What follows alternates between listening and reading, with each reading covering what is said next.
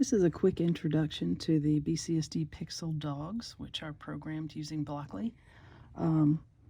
This particular one is labeled G, and there is a label both on the remote control and on the head. This is where you would turn your dog on. The O means that it's off, and then when you turn it on, the light turns on, the tail wags, and the dog sits down. I'm going to turn it back off.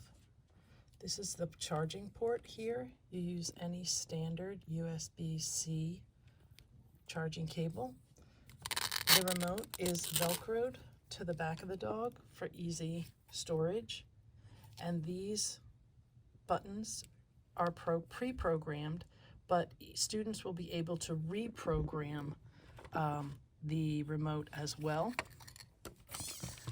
On the front of the dog, this right here is where you want to direct the infrared light when you press the buttons for controls.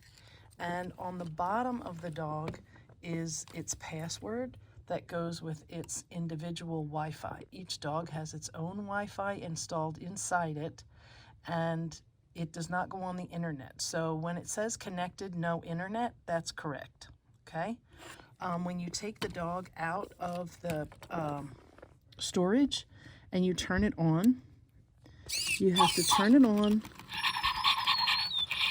and then you need to stretch its legs, because sometimes the legs will get kind of wonky. So you want to stand the dog up and you want to stretch its legs, align them back together so that he looks like he's standing up straight, okay?